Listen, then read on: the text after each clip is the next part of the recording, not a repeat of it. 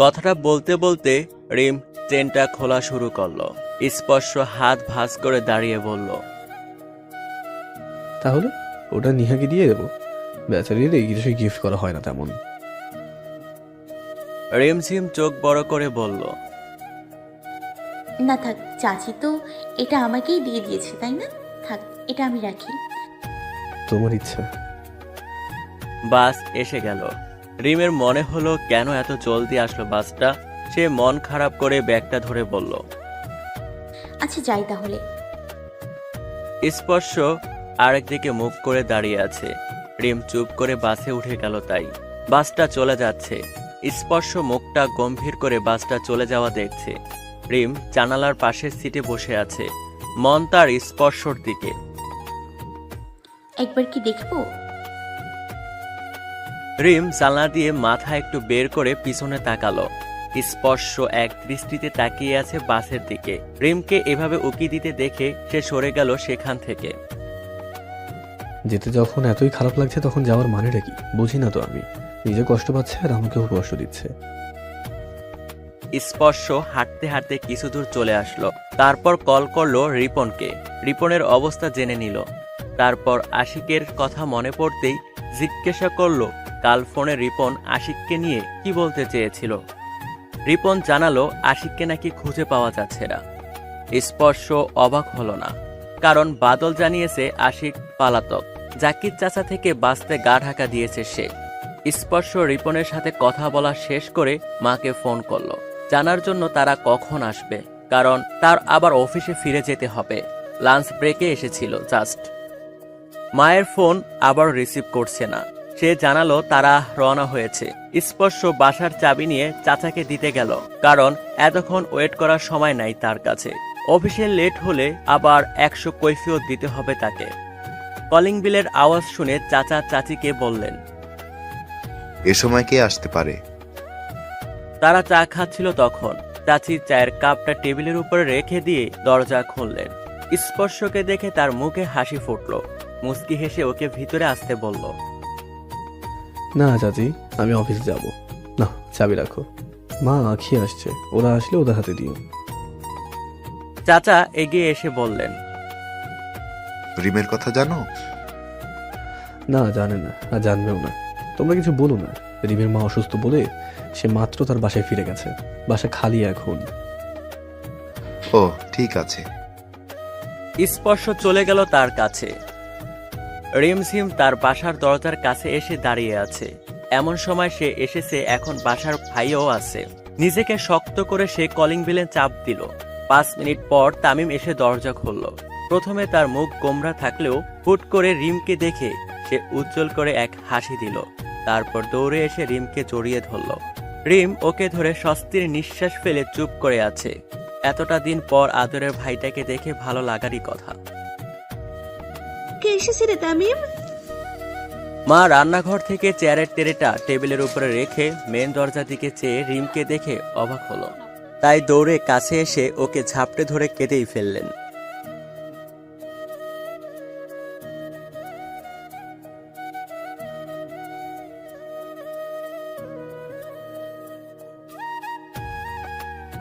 মা, আমি আসলে কথাটা শেষ করার আগেই রিমঝিম রিহাবকে দেখে আঁতকে উঠল। রিহাব তার রুম থেকে বেরিয়ে ওকে দেখে চুপ করে এক জায়গায় দাঁড়িয়ে আছে এখন। রিম মুচকি হেসে এগিয়ে গিয়ে বলল, কেমন আছো ভাইয়া? রিহাব একটু এগিয়ে এসে দাঁড়ালো। রিমঝিমের পা থেকে মাথা পর্যন্ত দেখছে সে। রিম তার প্রশ্নের জবাব পেতে চেয়ে আছে রিহাবের মুখের দিকে। রিহাব বেশ কিছুক্ষণ ধরে তাকিয়ে থাকলো রিমের দিকে। মা একটু এগিয়ে এসে বললেন, রিহাব, মাফ করে দে ওকে, আর এমন করবে না। রিহাব দাঁতে দাঁত চেপে রিমের গালে চড় মেরে দিল একটা। রিম গালে হাত দিয়ে চুপ করে আছে। মা এগিয়ে এসে রিমকে ধরলেন, তারপর বললেন, রিহাব, তোকে মানা করেছিলাম ওর গায়ে হাত দিবি না। আর ওকে তো মেরে ফেলা উচিত আমাদের। পুরো মহল্লার নাম খারাপ করেছে আমাদের সবার। বদনামি তো আর কিছু বাদ রাখেনি। রিহাব রিমঝিমের হাত মুঠো করে ধরে টেনে হিস্ট্রে ওর রুমে নিয়ে গিয়ে ধাক্কা মেরে ওর রুমে ঢুকিয়ে দরজা লাগিয়ে ফেললেন।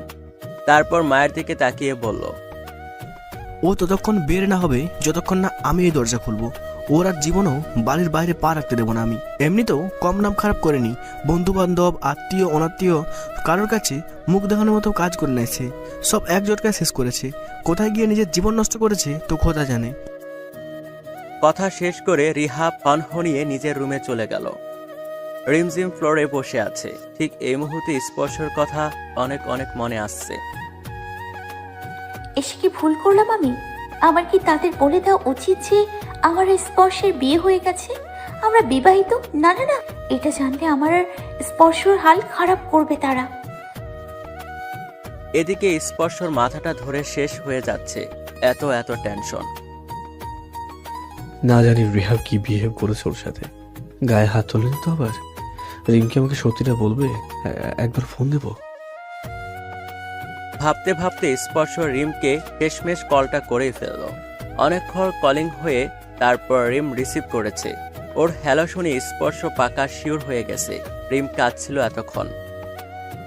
কি করছো? বসে আছি। ফ্লোরে? আপনি জানলেন কি করে? কারণ আমার বউ সবসময় ফ্লোরে বসেই কাঁদে।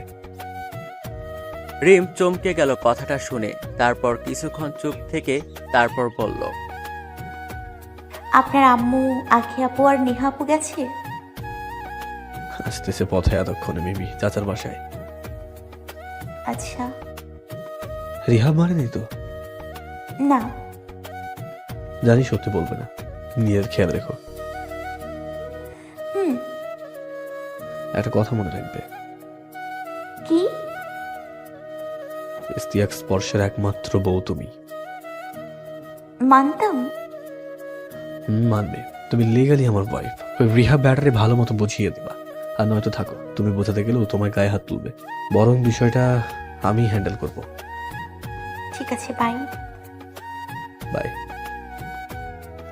স্পর্শ অফিসের কাজ সেরে বাসায় ফিরছে। মা জানালো তারা চাচার বাসায়। ও যেন ওনাদের নিয়ে বাসায় ফিরে। স্পর্শ তাই এখন চাচার বাসায় যাচ্ছে। বাসায় এসেই মাকে বলল, চলো। মা বললেন নিহাকে নিয়ে যেতে, তিনি আখিকে নিয়ে পরে আসবেন। মা এটা ইচ্ছা করে করেছেন যাতে নিহা আর স্পর্শ একটু আলাদা সময় কাটাতে পারে। স্পর্শ বলল মা যখন যাবে তখনই সে বাসায় ফিরবে, একা নিহাকে নিয়ে নয়। মা তাও জিদ করে ওকে চাচার বাসা থেকে বের করে দিলেন, সাথে নিহাকেও। তাই বাধ্য হয়ে সে এখন নিহাকে নিয়ে বাসায় দিকে যাচ্ছে। নিহা হাঁটার সময় বারবার স্পর্শর হাত ছোঁয়ার চেষ্টা করছে। স্পর্শ ভীষণভাবে বিরক্ত হচ্ছে তাতে। রিমের ছবি চোখের কাছে ভেসে যাচ্ছে। এর মাঝে এই মেয়েটা এসব কি শুরু করলো? কি হলো? এতক্ষণ ধরে আপনার হাত ধরার চেষ্টা করছি, আপনি বুঝছেন না? আজীব তো, আপনার আর আমার বিয়ে হবে কদিন পর, আর আপনি কিনা আমাকে অ্যাভয়েড করার চেষ্টা করছেন। নিহা চুপ থাকো। না আমি তোমাকে কখনো লাভ করেছি, না বিষয়টা এতদূর যাবে। অবশ্যই যাবে, রুকসানা আন্টি একমত। আর আপনি আপনার মায়ের কথা কখনোই ফেলেন না, তা জানা আছে আমার। রিমঝিম নিজের জামা কাপড় ওয়ার্ডরুমে রেখে দিয়ে বারান্দায় এসে নিজের গোলাপ গাছটা দেখছে।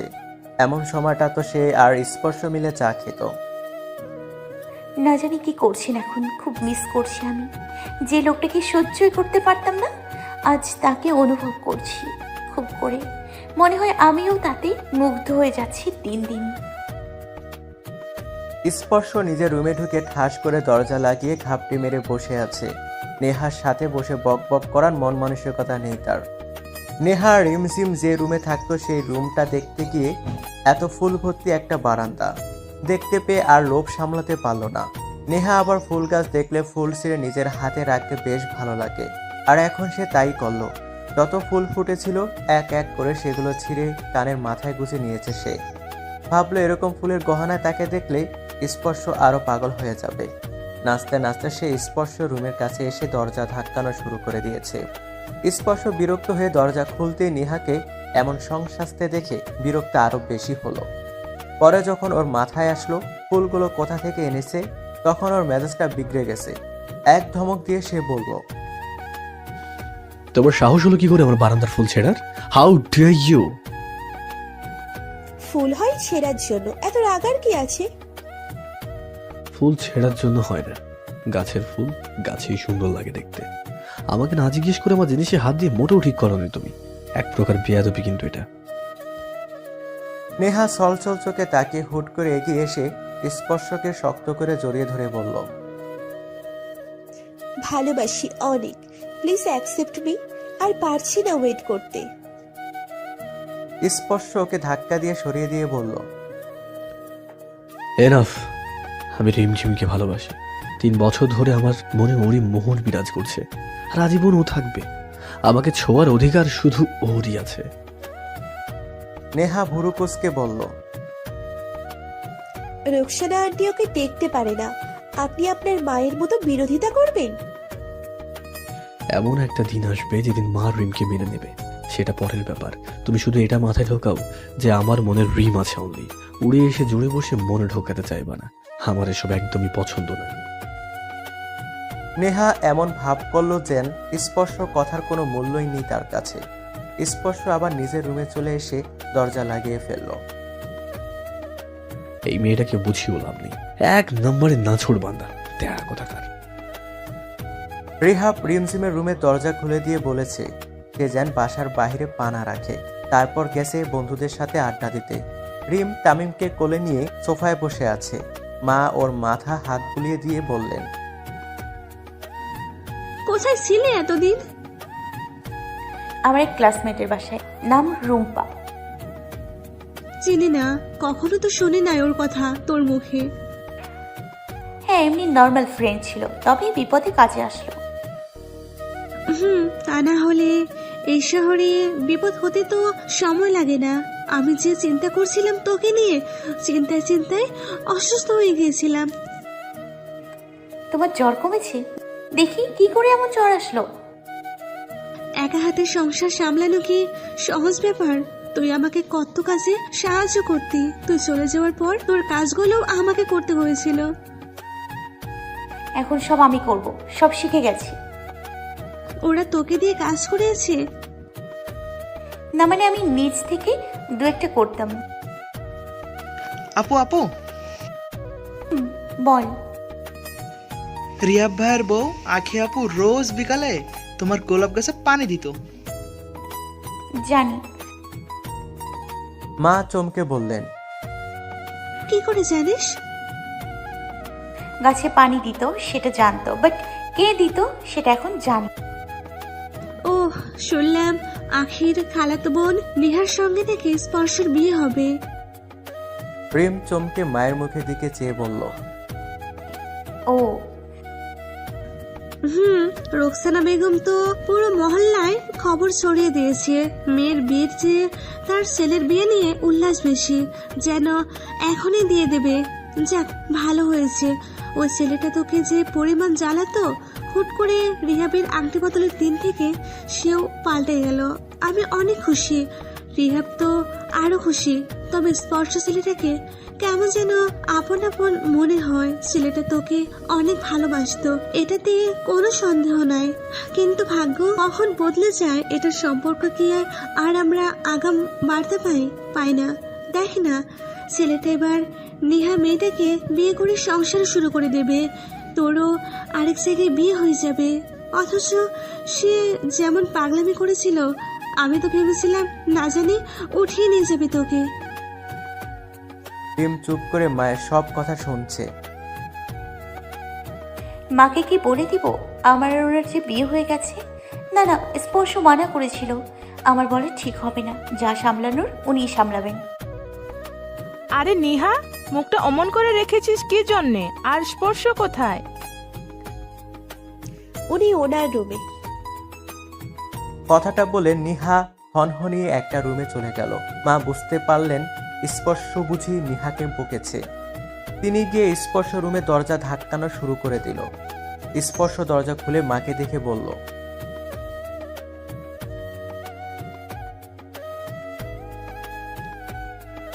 মা ভিতরে ঢুকে পিছন ফিরে আখির দিকে চেয়ে বললেন, তুই যা নিহার সাথে গল্প কর, আর পারলে নাস্তা বানা, সবাই মিলে খাবো। আচ্ছা।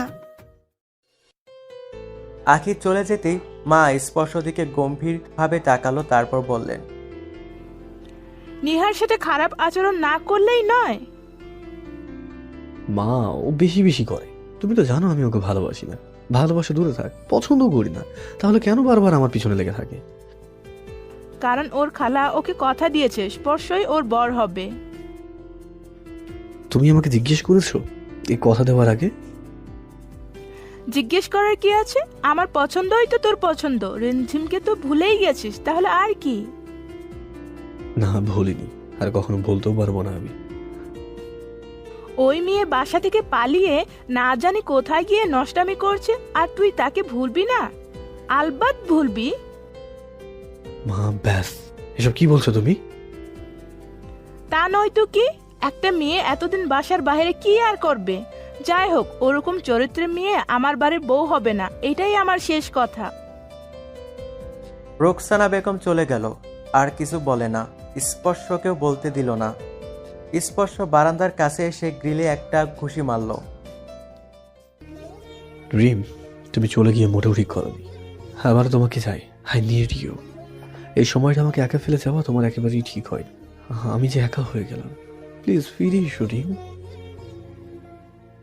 রিমঝিম জানলার পর্দা সরে স্পর্শ রুমটার দিকে চেয়ে আছে। রিহাবের চেঁচামেচি শুনে সে ভাবনা জগৎ থেকে বেরিয়ে ছুটে দরজার কাছে এসে দাঁড়ালো। রিহাব মায়ের সাথে কথা কাটাকাটি করছেন। মূল বিষয় রিম যেটা বুঝলো সেটা হলো রিমের বিয়ে নিয়ে। বিয়ের কথা শুনেই রিমঝিম আটকে উঠেছে। নিজের ফোন খুঁজে কল করলো স্পর্শকে। স্পর্শ বারান্দায় মাথা গ্রিলের সাথে ঠেকিয়ে দাঁড়িয়ে আছে, চোখ বন্ধ করে। ওর ফোন বিছানার উপরে, ভাইব্রেশন দেওয়া বলে সাউন্ড তার কান পর্যন্ত আসেনি। রোকসানা বেগম নিহাকে বুঝিয়ে শুনিয়ে আবারও স্পর্শ রুমের দিকে পাঠিয়েছেন। নিহা রুমে ঢুকতেই ওর চোখ গেল বিছানার উপরে থাকা ফোনের দিকে। কল আসছে দেখে সে ফোন হাতে নিয়ে স্পর্শকে দিতে যাবে, সেই মুহূর্তে স্ক্যানে রিমঝিমের ছবি দেখে থেমে গেল সে। নিক নেম শ্বাস প্রশ্বাস সেভ করা। নিহা খুব রেগে আছে। ফোন কেটে সে নাম্বার খুঁজে ব্লক করে দিল। তারপর ব্লক করার পরেও যদি কেউ কল করে তার একটা নোটিফিকেশন আসে। নেহা সেটাও অফ করে দিয়ে ফোন আগের জায়গায় রেখে দিল। এরপর সোজা স্পর্শর কাছে এসে ওকে এইভাবে দাঁড়িয়ে থাকতে দেখে জড়িয়ে ধরল সে। স্পর্শ চমকে পিছন ফিরে চেয়ে দেখলো নেহা। রেগে সে এক ধমক দিল নেহাকে, তারপর বেরিয়ে গেল বাসা থেকে একেবারে। কি ব্যাপার? উনি আমার ফোন ধরছে না কেন? কলিং না হতেই নাম্বার ব্যস্ত আসছেই বা কেন? এমন তো নাম্বার ব্লক করলে হয়। তাহলে কি উনি আমার নাম্বার ব্লক করে দিয়েছে? কিন্তু কেন? রিম মুখটা ফ্যাকাশে করে ফোন রেখে দিল। বেশ কয়েকবার কল করার পরও স্পর্শ না করে দেখে হতাশ হলো সে। এই বিপদে স্পর্শই পারবে আমাকে বাঁচাতে, আর এ সময় ওনার অনুপস্থিত আমার মনে আরো ভয়ের সৃষ্টি করছে ক্রমাগত। রিহাব সিদ্ধান্ত নিয়েছে সে তার আগেই রিমঝিমের বিয়ে দিয়ে দিবে। বাবাও একমত তার সাথে। বাবাও প্রচন্ড রকম ভাবে রিমের উপর রেগে আছে। রিমঝিম নিজেকেই প্রথম অসহায় মনে করছে। যে মানুষটাকে এখন দরকার সে এখন পাশে নেই। একা কতক্ষণ ধরে লড়বো আমি? রাত 12টা বাজে। মা স্পর্শের জন্য চিন্তা করছে, কারণ স্পর্শ এখনো বাড়ি ফিরেনি। নিহার সাথে রাগ করে সে কখন বেরিয়েছে, অথচ এখনো আসার নাম নেই। 12টা বাজার কিছুক্ষণ পরে স্পর্শ ফিরল। আঁকি দরজা খুলেছে। স্পর্শ এদিকে ওদিকে না তাকিয়ে নিজের রুমে চলে গেল সোজা। গিয়ে কম্বলের ভিতরে ঢুকে গেল সে। আজব লাগলো তার কাছে, কারণ রিম ওকে একবারও কল করলো না। পরে ভাবলো কোনো সমস্যা পড়েনি তো। উঠে বসে স্পর্শ ফোন হাতে নিল ওকে কল দেওয়ার জন্য। তখনই মা এসে বলল, আমি আর কিছুই না। এমন করে বলছো কেন? এতদিন পর আসলাম তোর সাথে দেখা করতে, আর তুই বাইরে বাইরে থাকোস। যে আপুর সাথে করে নিয়ে এসেছো তার জ্বালাতনে থাকতে পারা যায়? ওরে চলে যেতে বলো, তাহলে সারাদিন তোমার কোলে মাথা রেখে শুয়ে কাটা। নেহাকে আমি পছন্দ করি, আর ও আমার পুত্রবধূ হবে। তুই যতই না না করিস, যদি নেহা তোর বউ না হয় আর কেউ হবে না। ওই রিম তো জীবনেও না। স্পর্শ ফোন রেখে দিয়ে আরেক দিকে ফিরে শুয়ে পড়ল। রিমও গেল, সাথে করে আমার লাইফের হ্যাপিনেস নিয়ে গেল। সব কিছু বিষাদময় লাগছে। আর কতদিন এমন করে কাটাতে হবে কে জানে। আর ভালো লাগছে না আমার। রিমকে দেখলে মনটা ভালো হয়ে যেত। এখন না আছে তার বস্তায়, না আছে সে নিজে। রিম মন খারাপ করে হাতে ফোনটা নিয়ে উলট পালট করতে করতে বাসার সামনে রোডটার দিকে তাকিয়ে আছে। স্পর্শ একবারও কল ব্যাক করেনি। সে কি আমার কল দেখলো না, নাকি যেটা ভাবছি সেটাই সত্যি সত্যি ব্লক করে রেখেছে? আমি কি করব তাহলে? যদি ভাইয়া আজই কোনো ছেলেকে বাসায় নিয়ে আসে, আবার যে পালাবো সে উপায়ও নেই। ভাইয়া আমার রুমের দরজা লক করে রেখেছে, পানিও খায়নি। আসার পর থেকে কি একটা জুলুমি করা শুরু করে দিয়েছে। এরকম ভাই হয় বুঝি? ভোর হতে না হতেই স্পর্শ জেগে গেল। ফোন হাতে নিয়ে দেখলো কোনো নোটিফিকেশন আসলো কিনা। না, কিছুই আসে নাই। রিম আমাকে একবারও কল করছে না, মেসেজও করছে না। কি হলো মেয়েটার? এত এত টেনশনে ফেলে আমাকে কষ্ট দিচ্ছে। কি দরকার ছিল যাওয়া? আমার এখন একটা সেকেন্ড কাটাতেও হিমশিম খেতে হচ্ছে।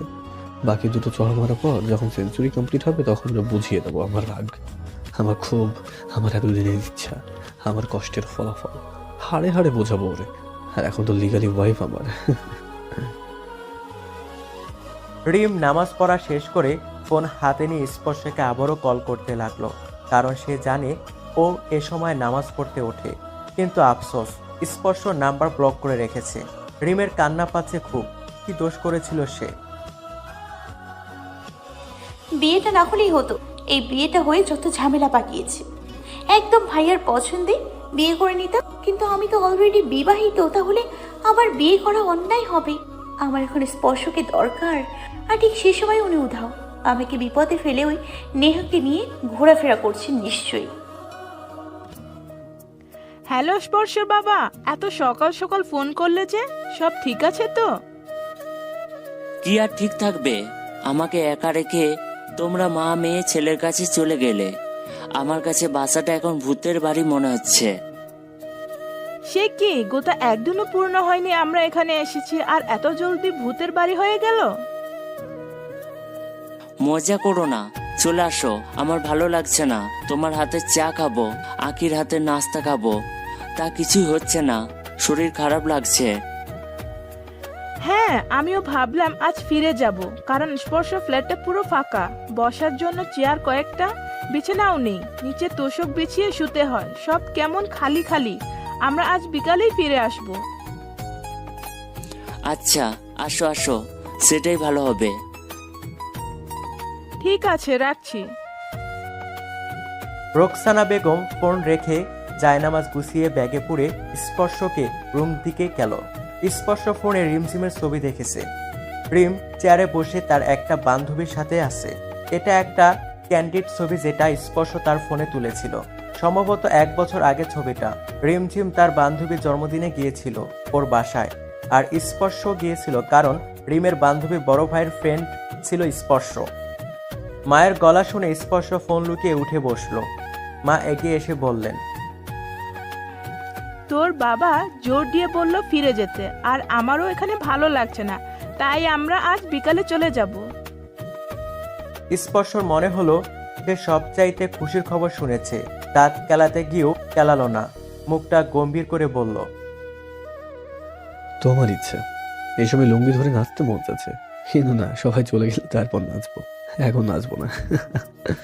এত আনন্দ কই রাখি আমি। এদিকে রিমঝিম রাস্তা করতে বসে যেই না মুখে রুটি তুলবে, ঠিক সে সময় রিহাব এসে বলল, আজ একটা ছেলে রিমকে দেখতে আসবে। রিম যেন সাজগুজু করে থাকি। ছেলেটা সন্ধ্যায় আসবে অফিসের কাজ সেরে। রিমের মনে হয় রুটি গলায় আটকে গেছে। অনেক কষ্টে পানি খেয়ে নিজের রুমে চলে আসলো। স্পর্শর কথা মাথায় আসতেই আবারও কল করলো, কিন্তু আফসোস, এবারও বিজি বলতেছে। রিমঝিম রাগ হলো খুব। রাগের বশে নিজের রুমে দুটো টপ ছিল কাচের, সেগুলো ভেঙে ফেললো। চিৎকার করে কাঁদতে মন চাচ্ছে। অনেক অনেক কষ্ট হচ্ছে তার। এদিকে স্পর্শ মাকে বলে অফিস তো এসেছে, তবে তার মাথায় ঘুরছে কি করে রিমকে আবারও বাসায় আনবে সে। আনলেও তাকে সারপ্রাইজ দিয়ে বরণ করবো। আমার বউ পুনরায় আমার বাসায় ফিরবে। কিন্তু যদি রিম না ফেরে তখন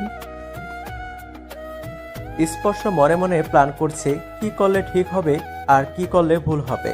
তারপর ভাবলো রিমকে কল করে খুশির খবর জানিয়ে দেই। কাল থেকে কথা হয়নি। ফোন হাতে নিতেই রিপনের কল দেখে সে অবাক হলো কিছুটা। আবার কোনো বিপদ পড়লো না তো রিপন? সন্ধ্যা হতে আর 1 ঘন্টা বাকি। রিম কাঁদতে কাঁদতে শেষ। আজ আর তার কান্না ছাড়া উপায় নেই। নিজেকে এত একা মনে হচ্ছে। ফুলের টব একটা অর্ধেক ভেঙেছে শুধু। রিমঝিম বেশ কিছুক্ষণ ধরে সেই ভাঙা অংশটার দিকে নজর রাখছিল। রাগ আরো বাড়তেই এগিয়ে এসে সেই টুকরোটা ভাঙতে গেল, কিন্তু দুর্ভাগ্যবশত এবার তার হাত খারাপভাবে কেটে গেল। ওই অংশটা সুতি, মাঝ বরাবর ধারালো কাছের কোনা খাড়া হয়েছিল। অন্ধকারের মাঝে রিম খেয়াল করেনি। তার মাথায় তো সব রাগ এসে জমেছিল, খেয়াল করবেই বা কি করে। মা জোর করে কমলা রঙের একটা সুতির শাড়ি পরিয়ে দিয়েছেন। ভাইয়াকে নাকি তিনি অনেক বুঝিয়েছেন, এতে করে বাবা মাকে বকেছেন, কেননা মা রিমার পক্ষ নিয়েছেন তাই। যার কারণে মা এক প্রকার বাধ্য হয়ে রিমকে তৈরি করে দিলেন। রিম হাতের দিকে চেয়ে বসে আছে। স্পর্শদের বাসা থেকেই হইচই শোনা যাচ্ছে। রিম সাথে সাথে ফ্লোর থেকে উঠে দাঁড়িয়ে পড়ল। জলদি করে জানালার পর্দা এক টানে সরিয়ে দিয়ে এক দৃষ্টিতে তাকিয়ে আছে সে স্পর্শ রুমটার দিকে। মিনিট 2 পর সে নেহাকে দেখতে পেল। নেহা হাসি মুখে নিয়ে স্পর্শ রুম গুছিয়ে দিচ্ছে। এটাই দেখার বাকি ছিল আমার। আমাকে এত কষ্টে ফেলে সবার সাথে হাসি মজা করছেন উনি। এই নেহা হাসার মানে তো নিশ্চয় স্পর্শর সাথে ভালো কিছু বলছেন, নয়তো করছেন। আজ কপাল সব দিক দিয়েই খারাপ আমার, ধুর ছাই। রিম কাঁদতে কাঁদতে পিছিয়ে যেতে যেতে ভাঙা কাছে পা রেখে এক প্রকার চেঁচিয়ে নিচে বসে গেল হুড়মুড়িয়ে। সত্যি আমার কপাল অনেক অনেক খারাপ। একদিনে সব ঘটে যাচ্ছে। হাত পা কেটে বসে থাকো এবার তুমি রিম, তোমার কপালে এটাই লেখা ছিল। নাকের পানি চোখের পানি সব এক হয়ে যাচ্ছে। শাড়ির আঁচল দিয়ে মুছতে গিয়ে রিম কারোর পা দেখতে পেয়ে আটকে গেল। মুখ থেকে আঁচল সরিয়ে পা ছড়ার দিকে চেয়ে রইল সে। জিন্সের প্যান্ট পরা লোকটা মুখ তুলে সে তাকাতে স্পর্শকে দেখল। পাপল কালারের একটা ফুল শার্ট পরে দাঁড়িয়ে আছে সে।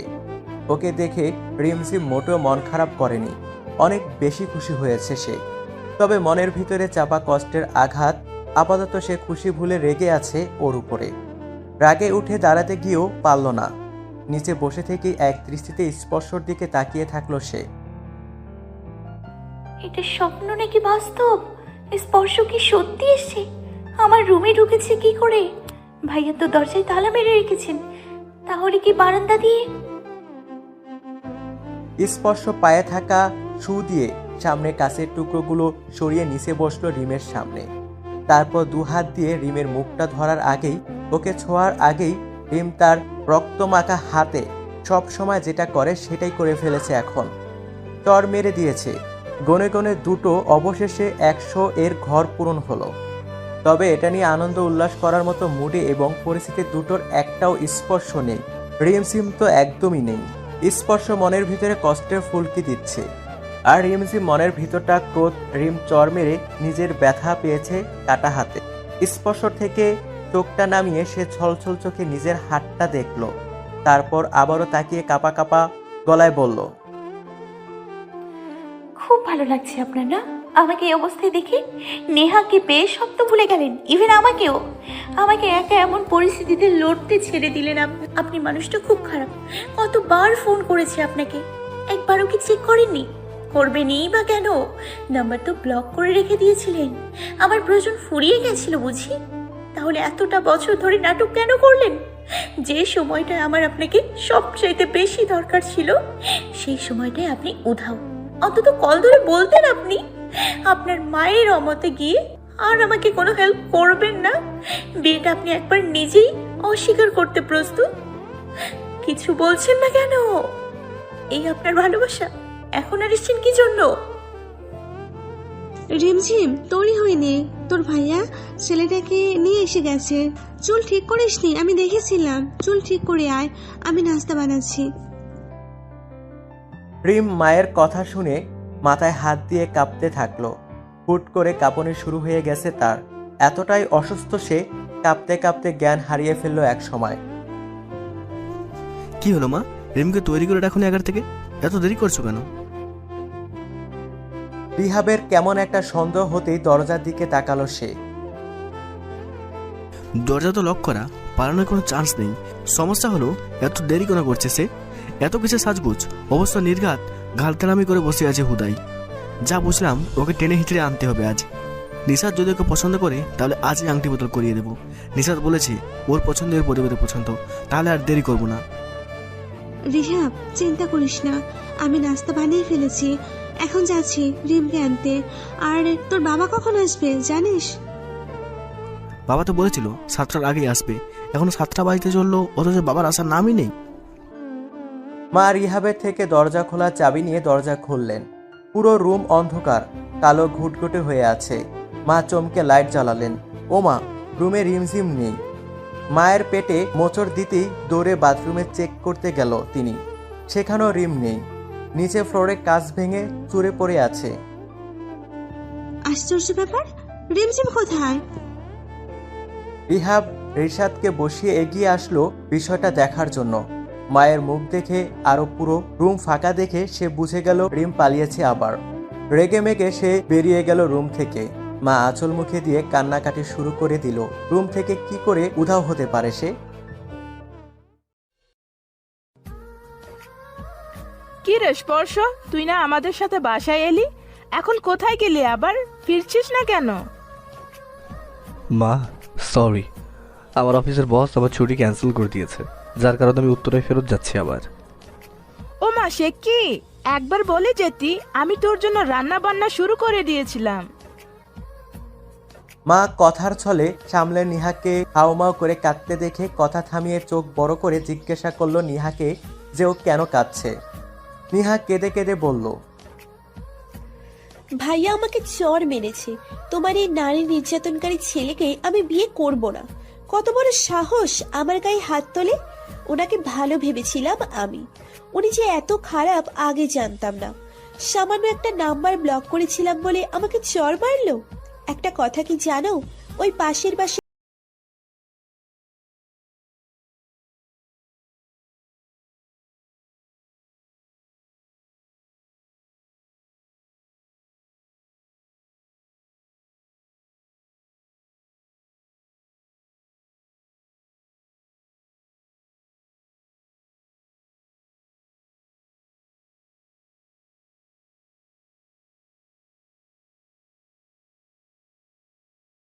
নিহাও তাই বলছে। এবার যদি মা একটু বুঝতো যে আসলে রিম আর আমি একে অপরের জন্য। রোকসানা বেগম তো রেগে ফুলে ফেপে শেষ। স্পর্শ নিহাকে চর মেরেছে সেটা নিয়ে নয়, বরং নিহা যে স্পর্শ চর নিয়ে এত হাইপার হয়ে গেছে সেটা নিয়ে তার রাগ হচ্ছে। তার ছেলে চর তো এমনি এমনি দেয়নি, এর পিছনে কারণ ছিল হয়তো। আর একটা তো চর মেরেছে, এতে এরকম ড্রামা করার কি আছে? না জানি এই নিয়ে বিয়ের পর কি কি করে পুরো বাসে চিড়িয়াখানা বানিয়ে রাখতো। এর আগে আল্লাহ আমাকে সঠিক পথটা দেখিয়ে দিলেন। হয়তো এর কারণে মা বলতো সব আপন আপন হয় না, কেউ না কেউ পরের চাইতেও নিকৃষ্ট হয়। নিহা তারই প্রমাণ। আখি আখি লিপস্টিক লাগাচ্ছিল নিজের রুমে, আয়নার সামনে দাঁড়িয়ে। মায়ের ডাক শুনে এক দৌড়ে চলে আসলো সে। ঠোঁট নিচেরটা সব লাগিয়েছিল লিপস্টিক, উপরটা এখনো খালি, পরে লাগাবে। আগে মায়ের কথা শোনা জরুরি। কি হয়েছে মা? তোর খালারে ফোন করে বল নিহাকে এসে নিয়ে যাইতে। ওর মনে হয় আমাদের বাসায় থাকতে আর ভালো লাগে না। সে কি নিহাপু, ভালো লাগে না কেন? আমার সাথে রাতে কত গল্প গুজব করো, তারপরেও তোমার ভালো লাগে না? না লাগে না। তোমার ভাইয়া নারী নির্যাতন করে, তা জানা ছিল না। জানো কি করছে সে? কি করছে? চর মেরেছে আমাকে। কত বড় বেয়াদব হলে এমন করতে পারে? বিয়ের আগেই আমার গায়ে হাত তুললো, এত বড় সাহস! আইসে আমার নারীবাদী, বের হ আমার বাড়ি থেকে। ভাগ্য ভালো এখনো বিয়ের কথা দিই নাই। আমার স্পর্শ মেয়ে চিনে, আর তোকে ঠিক চিনে ফেলেছে। নিজের দোষ দেখিস না? তুই কিছু না করলেও এমনি এমনি চর মেরেছে তোকে। তোমার ছেলে সারাদিন রিম রিম রিম রিম করে। ওরে ঠিক করার খাতিরে কারসাজি করেছিলাম, তার রিয়াকশন এটা হলো। মা হয়েও ওরে আমি এত বছর ধরে ঠিক করতে পারিনি। ভেবেছিলাম তোকে দিয়ে রিমের ভূত নামাবো ওর মাথা থেকে, কিন্তু তার হলো কই। তুই তো প্রথম ধাপেই দুধ ভাত হয়ে গেলি। তোমার ছেলে আস্ত একটা পাগল, যাকে বলে উন্মাদ। আমি এমন ছেলেকে বিয়ে করব না, খুব বাঁচা বেঁচে গেছি। রোকসানা বেগম ভুরুকুসকে বললেন, আখি, হাঁসের মাংস ফ্রিজ থেকে নিয়ে পানিতে ভিজিয়ে রেখেছিলাম নিহার জন্য রান্না করব বলে, ওটা আবার ফ্রিজে ঢুকিয়ে রাখ। রাত 8টা বাজে। কম্বলের ভেতরের উষ্ণতা খুব করে কাবু করে রেখেছে আমায়, তবে মাঝে মাঝে হাতে আর পায়ে চিনচিন ব্যথা করে উঠছে। মনে হচ্ছে কেউ বুঝি সুই গেঁথে দিচ্ছে। আবার মাথার কাছ থেকে তাজা গোলাপের ঘ্রাণ নাকে আসছে বারবার। দূর থেকে চা পাতা ফুটন্ত পানিতে দেওয়ার পর যে স্মেল আসে, সেটাও আসছে এদিকে। আচ্ছা, আমি কোথায়? চোখ খুলল রিম। মাথার উপরে ক্রিম কালারের ছাদ। কিন্তু আমার বাসার ছাদ তো পেস্ট কালারের, তাহলে এটা কার বাসা? মাথা ধরে রিম উঠে বসলো। গা থেকে লাল রঙের কম্বলটা সরিয়ে পা ধরে দেখতে গেল সে। পায়ে ব্যান্ডেজ আর হাতেও। চোখ ডলে এদিক ওদিকে তাকিয়ে রুমটা চিনতে পারল রিম। আমি তো মনে হয় স্পর্শ রুমে, কিন্তু আমি তো আমার বাসায় ছিলাম। তখন স্পর্শ আসলেন। তারপর কি হলো? আমি ওনাকে বকছিলাম, মা বলল রেডি হতে। রিয়া ভাই ওই ছেলেটাকে নিয়ে এসে গেছে। তারপরে কি হলো? তারপরে আপনি জ্ঞান হারালেন, আর আপনাকে আনতে আমার একটু বেশি কষ্ট হলো। আপনি আমাকে এখানে এনেছেন কি করে? সে বিরাট বড় কাহিনী। আপাতত নাও, চা খেয়ে শরীর চাঙ্গা করো। রিম চায়ের কাপের দিকে চেয়ে ভ্রুকুসকে বলল, চাঙ্গা হয়ে কি হবে? স্পর্শ নিজে চায়ের কাপ নিয়ে তোষকের উপরে বসে গিয়ে বলল, সেটাও পরে বলবো, আগে চাটা তো খাও। গোলাপের ঘ্রাণ আবারও আসতে দেখে রিম পিছনে ফিরে তাকালো। একটা ইয়া বড় তোড়া, সম্পূর্ণ গোলাপের, মিডিয়াম সাইজের। রিম হাত বাড়িয়ে গোলাপের তোড়াটা ছুলো। তারপর আবার স্পর্শ দিকে তাকিয়ে কিছু বলতে যাওয়ার আগেই স্পর্শ ওর হাতে চায়ের কাপ ধরিয়ে দিয়ে বলল, নিন, খেয়ে নিন, তারপর সব কথা হবে। মা আর রিয়া ভাই আপনাকে কিছু বলেনি? চা না শেষ করলে আমি সে ব্যাপারে কিছুই বলবো না তোমায়। রিম এক প্রকার বিরক্ত নিয়ে চা শেষ করার প্রতিযোগিতায় নেমে পড়েছে। তা খেতে খেতে দারুণ এক অনুভূতির সাথে পরিচয় হলো তার আজ। খোলা চুল ছিল, উস্কো খুস্কো, পিঠ জুড়ে ছিল সেই চুল। স্পর্শ হঠাৎ চায়ের চুমুক না দিয়ে রিমের সেই চুলগুলো সরিয়ে ঠিক কানের নিচটায় চুমুক দিল। এই কেমন শিহরণ সারা শরীরে! কিছু বলতে পারলাম না। লোকটা মুখ ফিরিয়ে নিয়ে আবারও নিজের চা খেতে মন দিয়েছে। 5টা সেকেন্ড কি থেকে কি করে ফেললো, না আগাম জানতাম, না ভেবেছিলাম এমন সিচুয়েশনে লোকটা এমন করতে পারে। রিম কিসের একটা ঘর থেকে বেরিয়ে হালকা রেগে বলল, আপনি এমন করলেন কেন? কি করলাম? আপনি আমাকে টাচ করলেন মাত্র, আবার জিজ্ঞেস করছেন যে কি করেছেন। রিম, আমার মনে হয় সেন্সলেস হয়ে যাওয়ায় তোমার স্মৃতিশক্তি কমে গেছে। একটু শান্ত হও, রেস্ট নাও, দেখবে সবকিছুই ঠিকঠাক হয়ে গেছে আবারও। আপনি আমাকে মিথ্যু প্রমাণ করতে চাচ্ছেন? একদমই না, তুমি অলওয়েজ ঠিক, এবং বরং আমি বেঠিক। খুশি? এবার তারা খেয়ে শুয়ে থাকো, আমি দেখি আলুর ভর্তা আর ডাল ভাত রেঁধে তারপর আমরা একসাথেই ডিনার করব। কথাটা বলে স্পর্শ নিজের চায়ের কাপ নিয়ে উঠে চলে গেল। রিমও উঠে দাঁড়িয়ে ওর পিছু পিছু যেতে যেতে বলল, তখন নেহা এত হেসে হেসে আপনার রুম গোছাচ্ছিল কেন? কখন? আপনি আসার একটু আগে আমি জানালা দিয়ে দেখলাম। ও, আরে এসে লাভ নেই, ভালোই টাইট দেওয়া হয়ে গেছে। ওরে, ও ফোন থেকে তোমার নাম্বারটা ব্লক করে রেখেছিল। রিপন ফোন দিয়ে না জানালে হয়তো বা জানতাম। রিপন আমাকে অফিস টাইমে ফোন করে বললো তোমার যে বিয়ের কথা চলছে, ছেলে দেখতে আসবে। রিপন জানলো কি করে? তামিম নাকি রিন্টির সাথে এই বিষয়ে কথা বলছিল, রিপন সেটা শুনেছে। বাহ, তামিম ভালো কাজে আসলো তাহলে। আগে আমাকে এটা বলুন, আপনি আমাকে নিয়ে এখানে আসলেন কি করে? তোমাকে তুলে নিয়ে এসেছি তোমার বারান্দা দিয়ে। সন্ধ্যেবেলা ছিল, মাগরিবের সময়, পথঘাট ফাঁকাই ছিল, মসজিদ ভর্তি মানুষ ছিল। এই সুযোগে আমি তোমাকে নিয়ে চলে এলাম। অবশ্য রিপন দেখেছে, ও হেল্পও করেছিল বই কি। ও তাহলে এই ব্যাপার। আর তুমি তো আমাকে যা তা বললা। অবশ্যই এর পেছনে তোমার দোষ নাই। নিহার এরকম কুকাজের কারণে মিসআন্ডারস্ট্যান্ডিংটা হলো। এখন সব আগের মতন ঠিক হয়ে গেছে। I am feeling better. Rim চুপ করে ফ্লোরের দিকে চেয়ে দাঁড়িয়ে আছে। স্পর্শ চুলা নিচ তাক থেকে আলু পাতিল নিতে নিতে বলল, তোমারও দোষ আছে কিছুটা, কারণ তুমি জেদ ধরে বাসায় ফিরে না গেলে এত কিছুই হতো না। আমি জানতাম রিহাব তোমাকে আবারও বিয়ে দেওয়ার চেষ্টা করবে, আর সেটাই হলো। তুমি যাওয়ার পরের দিনই বিয়ে দেওয়ার জন্য একটা ছেলেকে নিয়ে হাজির হলো সে। অনেক বোনের ভাই দেখেছি, তবে রিহাবের মতো দেখিনি। তোমার ভালো চাই না খারাপ চাই সেটাও জানি না, তবে কি চাই সেটা জানি, আর সেটা হলো আমাকে হারাতে চাই। আমি তোমাকে না পেলে সে জিতে যাবে, আর অন্য ছেলের সাথে তোমার বিয়ে দেওয়ার জন্য উঠে পড়ে লেগে থাকে সবসময়। ভাইয়া এরকম হয়ে গেল কেন বুঝি না আমি। আলুতে পানি এত কম দিয়েছি কেন? আলু তো পুড়ে যাবে। দেখি সরুন, আমি বানাচ্ছি, আপনি যান। না, তুমি শিখ, আমি বানাবো। বরং তুমি চেয়ার নিয়ে বসে বলে দাও, তাহলেই হবে। রিম একটা চেয়ার টেনে এনে বসলো। স্পর্শ কাজের ফাঁকে ফাঁকে বারবার তাকাচ্ছে রিমের দিকে। খোলা চুল আর সুতির শাড়িটা তোকে খুব ভালো লাগছে। তার উপর মুখটা মলিন করে রেখেছে। মন তো চাচ্ছে ভালোবেসে মুখটাতে হাসি ফোটাতে, তবে না, এত জলদির কিছু নেই। কি ভাবছেন এত? না কিছু না। তোমার মা কেমন আছে এখন? মাকে যতটা অসুস্থ ভেবেছিলাম ততটা অসুস্থ ছিলেন না। আমাকে যেভাবে কল করে বলেছিলেন, আমি তো ভয় পেয়ে চলে গেছিলাম বাসায়। গিয়েও আবার একটা ভালো কাজ করেছো। এটা করে তুমি বুঝেছো তোমার ভাই তোমাকে পেলে আবারও বিয়ে দিতে পারে। কিছুতেই পিছপা হবে না সে। বুঝলাম। আচ্ছা, একটা কথা বলবো?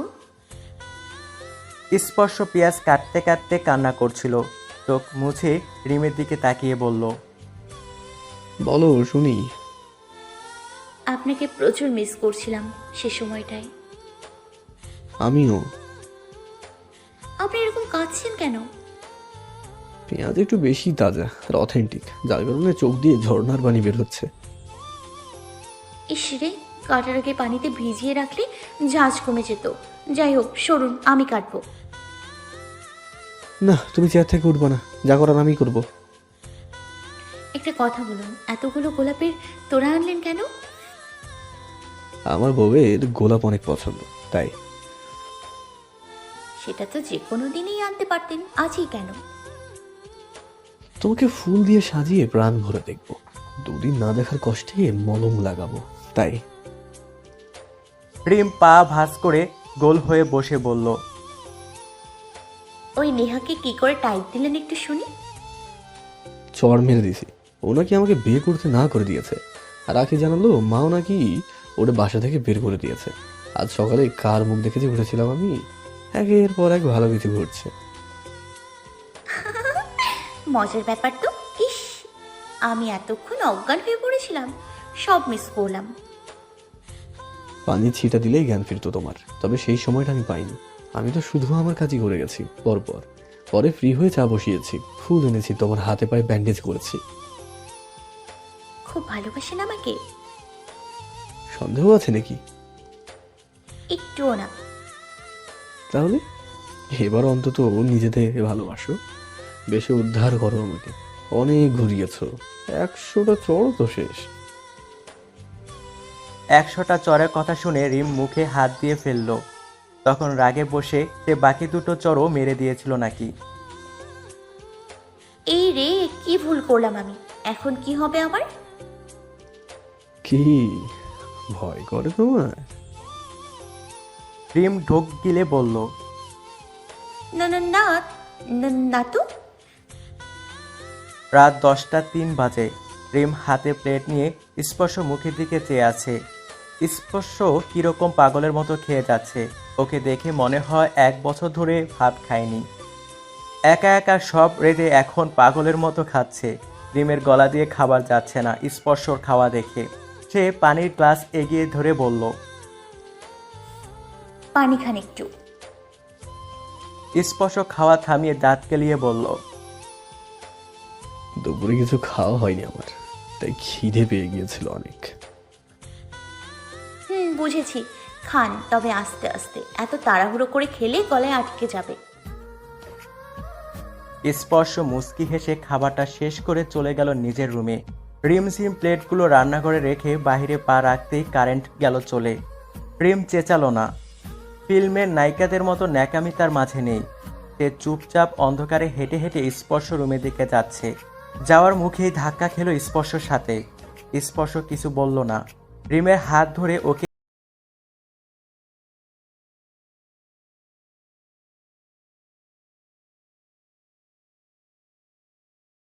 দরকার দেখছি না, আমার বউকে আমি না দেখেই সাজাতে পারি। আচ্ছা সাজান তো। স্পর্শ গোলাপ ফুলের তোড়াটা খুলে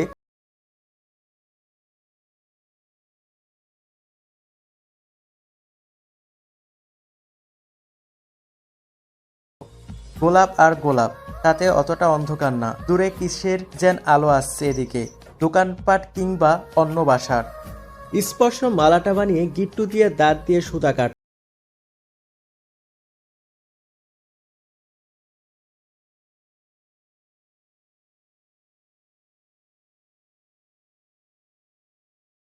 ফুল একটা ডাট ছিঁড়ে ফুলটা রিমের কানে গুজে দিল।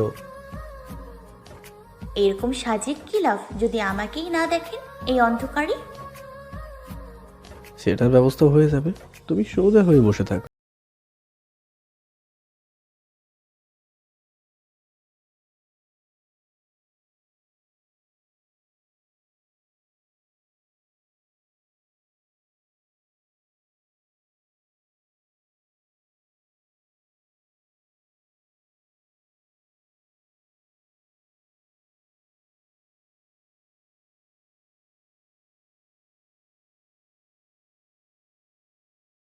কিন্তু কথা হলো গিয়ে, টিকলি যে সরু বাঁধনি থাকবে সেটাতে অন্য ফুল দিতে হবে।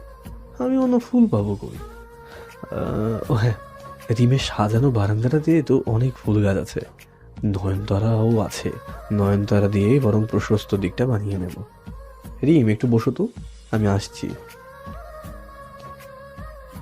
রিম গালে হাত দিয়ে বসে থাকলো। গায়ে ফুলের গহনা থাকায় তার মন্দ লাগছে না একটুকু।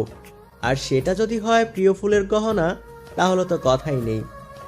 মিনিট 5 পর স্পর্শর হাতে এক মুঠো নয়নতারা আর আরেক হাতে জ্বলন্ত মোমবাতি নিয়ে হাজির হলো।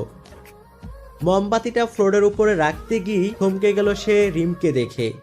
রিম বোকার মতো স্পর্শ মুখের দিকে চেয়ে আছে।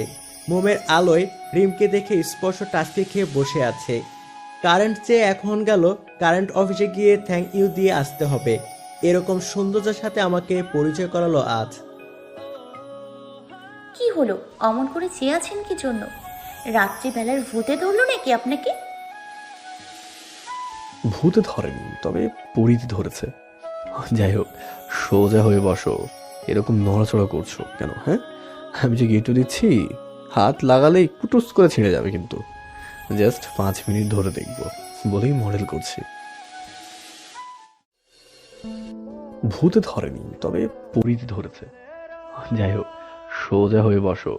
এরকম নড়াচড়া করছো কেন? হ্যাঁ, আমি যে গিট্টু দিচ্ছি, হাত লাগালেই কুটুস করে ছিঁড়ে যাবে। কিন্তু জাস্ট 5 মিনিট ধরে দেখবো বলেই মডেল করছি।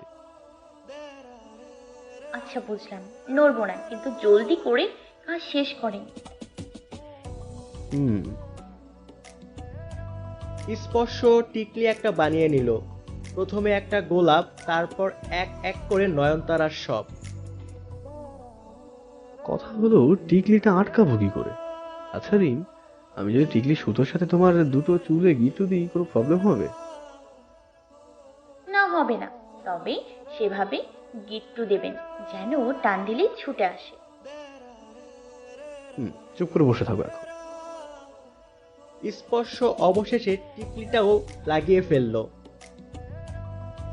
ব্যাস, সাজ কমপ্লিট। এবার আমি শুধু আমার রিমকে তাকিয়ে তাকিয়ে দেখবো। রিমও স্পর্শ দিকে চেয়ে আছে, আর স্পর্শ তো শুরু থেকেই ওকে দেখছে। আমার বিয়ে করাবো, আমার হাতে বানানো গয়না পরে আমার সামনে বসে আছে। আমার কি করা উচিত? কিস। যদি 101টা চড় মেরে দেয়, মানে এতদিন তো 100টা চড় দিয়েছিল, এবার যদি আরেকটাও মারে? অবশ্য আমি তো বলেছিলাম 100টা পূর্ণ হলে আমি এতদিনে যে ইচ্ছেটা সেটা করব। তবে সেটা সঠিক সময় আজ নয়। আজ রিম অসুস্থ অনেক, চোখে মুখে দুর্বল ভাব ওর, হাত পায়ে ব্যান্ডেজ। পাক্কা 5 মিনিট শেষ হতেই স্পর্শ রিমকে বলল সে এবার যেন এগুলো খুলে ফেলে, তার দেখা শেষ। রিমঝিমও বাধ্য মেয়ের মতো এক এক করে ফুলগুলো গায়ে থেকে সরাচ্ছে। স্পর্শ মুগ্ধ হয়ে রিমের গয়নাগুলো দেখছে। আজ ওকে খুব করে ভালোবাসতে ইচ্ছে করছে আমার, কিন্তু কেন চেয়েও পারছি না। রিম গয়না খুলে ফেলে কম্বল টেন দিয়ে শুয়ে পড়ল। স্পর্শ ফু দিয়ে মমটা নিভিয়ে সেও শুয়েছে। কারেন্ট আসার নাম নাই এখনো। ঘুমিয়ে পড়েছেন? আমার মনে হয় সর্দি লেগেছে, নাকে স্মেল পাচ্ছি না, মুখ দিয়ে শ্বাস নিতে হচ্ছে, কিন্তু কথা হলো সর্দি যে লেগেছে তা শিওর হতে পারছি না। কয়েল জ্বালিয়েছি, সেটার গন্ধে এমন মনে হচ্ছে তোমার। আমারও সেম হাল। ও, এরকম উপাস উপাস করছো কেন? ঘুম আসছে না নাকি? আসছে, তবে আসছে না। তুমি একটা পাগলি মেয়ে, তোমার প্রতিটা কথার মানে পজিটিভ নেগেটিভ দুটোই হয়। আর আপনি উম্মাদ, আপনার সব কাজকর্ম 90 ডিগ্রি কোণ অনুযায়ী ওলট পালট থাকে। আমার বুঝতে অনেক দিন লেগে যায়। তা ঠিক, প্রায় 3 বছর, তাই না? খোঁজা মারতে হবে না, আর অলরেডি আপনার বিয়ে করা বউ হয়ে গেছে আমি। তা ঠিক, এখন ঘুমাও তো। রিম আরেক দিকে ফিরে শুয়ে পড়ল। ফজরের আজান দিচ্ছে চারদিকে, ভোর হয়ে গেছে। রিমঝিম আজ স্পর্শর আগেই উঠে পড়ল। স্পর্শ মাথার চুল ছাড়া আর কিছুই দেখা যাচ্ছে না। কম্বলের ভিতরে ঢুকে ঘুমাচ্ছে সে। রিম আস্তে আস্তে করে কম্বল সরিয়ে উঠে পড়ল বিছানা ছেড়ে। তারপর মাথায় আঁচল টেনে বারান্দায় গিয়ে দাঁড়িয়ে রইল। ভোরের পরিবেশ কি যে ভালো লাগছে বলে বোঝানো যাবে না। আজান এখনো শোনা যাচ্ছে। আজান শেষ হলেই অজু করে এসে রিমঝিম নামাজ পড়বে। স্পর্শ এখনো ঘুমায়, ওনাকে ডাকতে হবে এখনই। এই ভেবে রিম বারান্দা থেকে চলে এসে স্পর্শকে ডাকাডাকি শুরু করে দিল। স্পর্শ এপাশ ওপাশ করতে করতে বলল, কি হলো আবার? নামাজ পড়বেন না? নামাজের কথা শুনে স্পর্শ লাফ দিয়ে উঠে বসে বলল, আজান দিয়েছে? সে কখন শোনেননি? না তো। স্পর্শ জলদি করে উঠে চলে গেল অজু করতে। রিমও গেল। দুজনে নামাজ পড়ে এখন বারান্দায় বসে একজন আরেকজনের মুখ চাওয়াচাই করছে। কি হলো? কি হলো? অমন করে কি দেখছেন? আমি এসে বারান্দায় বসলাম বলে আপনিও আসলেন? যান ঘুমান, এখনো অনেক সময় বাকি। আর তুমি কি করবে? আমি রোদ ওটা দেখব। আমিও দেখব। তখন তো আপনাকে ঘুম থেকে ডেকে তুলতে গলা ফাটিয়ে চিল্লাতে হয়েছিল, আর এখন আপনার ঘুম আসছে না? শোনো, যখন কেউ গভীর ঘুম থেকে টেনে তুলে কাজের জন্য, তখন কাজটা হয়ে গেলে তারপর আর গভীর ঘুম আসে না, তার ছিটে ফোটাও আসে না। বুঝলাম, তাহলে দেখেন রোদ কিভাবে ওঠে। স্পর্শ তার একটা হাত দিয়ে রিমের পিঠের উপরে দিয়ে নিয়ে বারান্দা গ্রিলের উপরে রেখে দিল। তাহার বলতে? রিম ব্রু কুচকালো, তাও কিছু বলল না। চুপ করে দূরের একটা বটগাছ দিকে চেয়ে থাকলো। সকাল 6:30 বাজে। রিমের কথা ছিল সে রোদ ওঠা দেখবে, তার আর হলো কই। সে এখন স্পর্শর বুকের সাথে মাথা লাগিয়ে বেঘর ঘুমাচ্ছে, আর স্পর্শ রিম এবং রোদ দুটোই দেখছে, মুখে এক চিলতে হাসি নিয়ে। ঘুমানোর কথা কার, আর ঘুম হচ্ছেটা কি নেই জীবনে? সবটাই তো পেলাম, যাকে চেয়েছি তাকে পেয়ে গেলাম। এখন আমার বুকে সে ঘুমায়, আমার হাসিতে সে হাসে। এবার পরিবার মেনে নিক, ধুমধাম করে তোমায় বউ বানিয়ে ঘরে তুলব। সেদিনকার বিয়েটাই কারোর মুখেই হাসি ছিল না, তবে আমাদের বিয়েটা আবার যখন হবে তখন সবার মুখেই হাসি থাকবে। রিহাবের মুখে তো দাঁত কেলানি হাসি থাকবে, দেখবো রিম। সব মানিয়ে নেবো একদিন, সময় লাগবে, তবে ঠিক মানিয়ে নেবো, আমি বিশ্বাস করি মনে প্রাণে।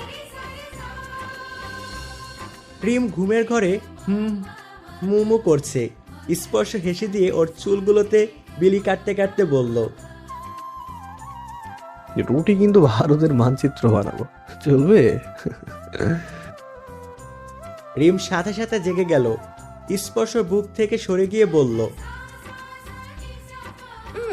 না, ভারতের মানচিত্র খেতে গেলে রুটি খাওয়ার শখেই উঠে যাবে। তার চেয়ে বরং আমিই বানাই। আপনি খবরের কাগজ আনুন যেখান থেকে পারেন। কেন বলো তো? আরে এগুলোর ভিতরে যে ম্যাগাজিন বই থাকে ওগুলো পড়তে আমার অনেক ভালো লাগে। আচ্ছা বাবা, আনবো। রিম উঠে চুলে খোপা করতে করতে রান্নাঘরে চলে গেল। স্পর্শ চাচার বাসায় যাবে বলে বেরিয়েছে ওর বাসা থেকে। চাচার বাসায় খবরের কাগজ পাবে সে। চাচার বাসায় আসতেই চাচি ভালো করে ধরছে ওকে। সে রিমকেও যেন ডেকে আনে। রিম সহ আজ এখন নাস্তা করবে। স্পর্শ ফোন নিয়ে রিমকে কল করতে গিয়ে ভাবলো, রিম তো ফোন খুলে রাখবে না, আর আসার সময় তো আমি ওর ফোন আনিনি, তাহলে বাসায় গিয়ে আনতে হবে ওকে। স্পর্শ চাচিকে বলে বের হলো রিমকে আনতে। পথেই দেখা হয়ে গেল বাবার সাথে। এই সময়ে বাবা এখানে? আশ্চর্য ব্যাপার তো। স্পর্শ তো ভূত দেখার মতো মুখ করে চেয়ে আছে। বাবা ওকে ঝাঁকি দিয়ে বললেন, কি রে, এরকম রোবট হয়ে গেলে কেন? বিশ্বাস হচ্ছে না আমি এই সাতসকালে এলাম কি করে?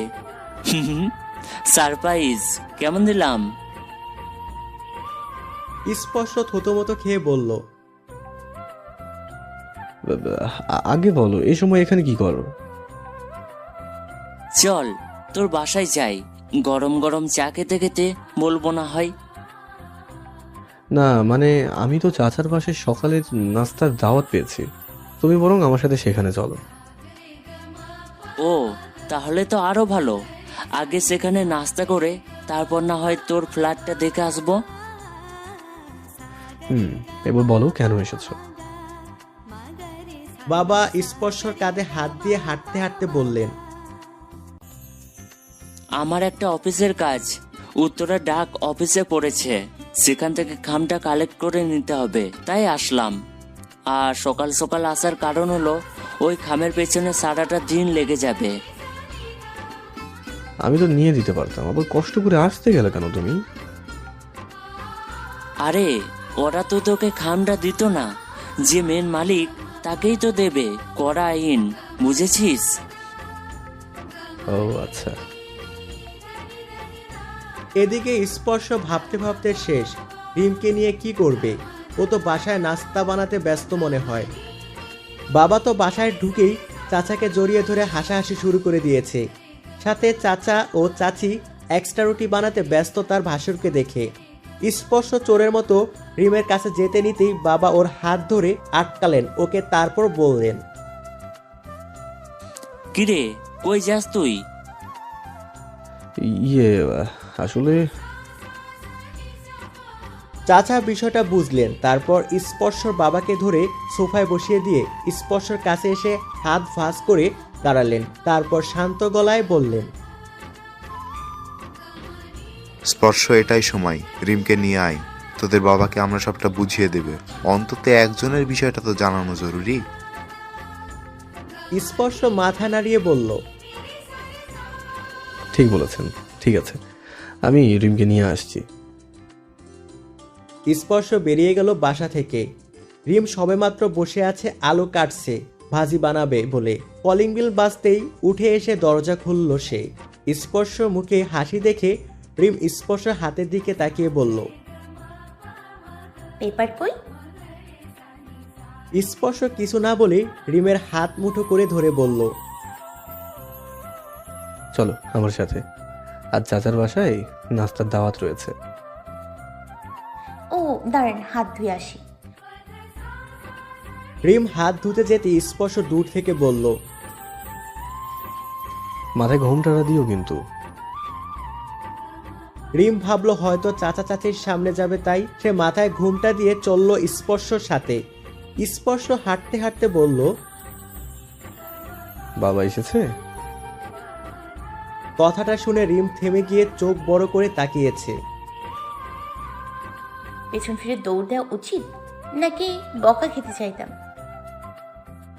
কি ভাবো এত? আমি সব সামলে দেবো। আর নয়তো চাচা তো আছেই। বাবা পানির মতন, যে ছাঁচাই দাও মিশে যাবে। বাবাকে ভালো মতন বুঝিয়ে দিলেই সবটা ঠিক হয়ে যাবে। আর চাচা আমাকে কথা দিয়েছেন বাবাকে ঠিক ম্যানেজ করে ফেলবে। রিম আর কি করবে? স্পর্শ পিছু পিছু চাচার বাসার সামনে এসে হাজির হলো। দরজা খুললেন বাবা নিজে। রিম এবং স্পর্শ দুজনেই আটকে উঠেছে। বাবা গম্ভীর গলায় বললেন,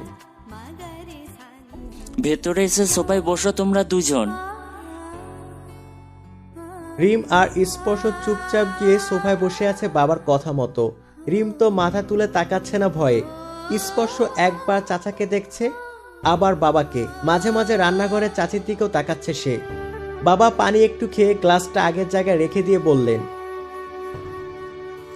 না জানিয়ে বিয়ে করলা তোমরা? এত বড় ডিসিশন নিজেরাই নিয়ে নিলে? একবার ফোন করে জানালেও না।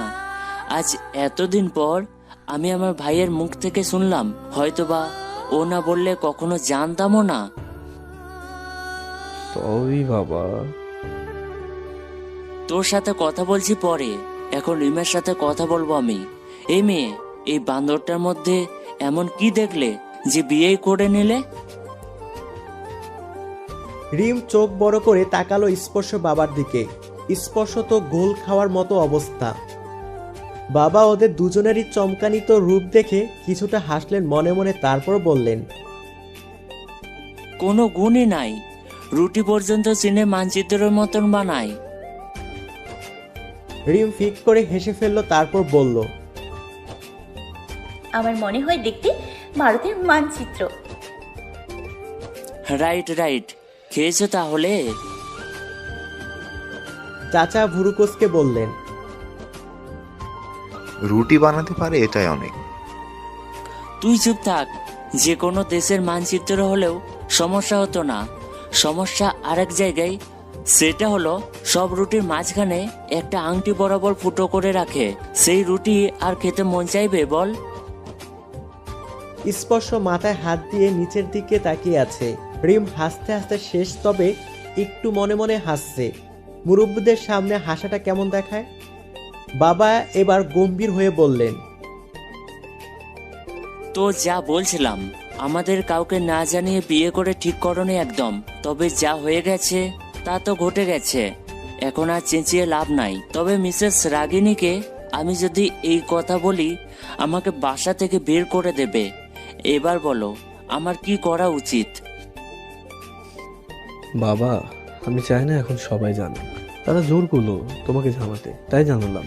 কিন্তু মাকে জানালে কি হবে বোঝো তো। তোর মাকে আজ না হয় কাল জানাতেই হবে, কারণ তোর মা এখন ইহাকে বের করে দিয়ে তোর দূর সম্পর্কে চাচাতো বোনের মেয়ের সাথে তোর বিয়ে দেবে বলে ঠিক করেছে। মেয়ে নাকি সবে 16, বয়স কম, কথা বলে কম, কাজে পটু, তার নাকি অনেক পছন্দ হয়েছে। Very funny. এরকম বাচ্চা মেয়ে আমার দরকার নেই, ম্যাচিওর মেয়েই পছন্দ। আর সে এখন আমার ওয়াইফ। বাচ্চা মেয়েদের হাতে খেলনাই সুন্দর লাগে, রুটি ছাগার খুন্তি নয়। সেটা কে বোঝাবে তোর মাকে? আমি পারবো না। সময় হলে আমি বুঝিয়ে দেবো, আপাতত বিষয়টা গোপন রেখো, এটা তোমার কাছে আমার রিকোয়েস্ট। আচ্ছা ফাইন। তবে একটা কথা, রিমকে আমি শুরু থেকেই পছন্দ করতাম।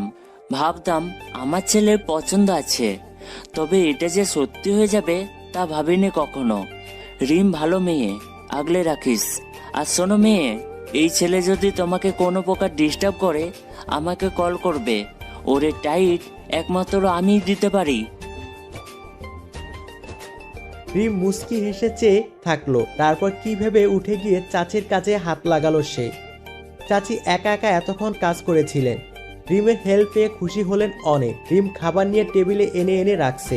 চাচি সব বানিয়ে ফেলেছেন, তাই এখন আর বানানোর কাজ নেই। চাচি রিমের হাতে খাবার বাটি দিতে দিতে বললেন,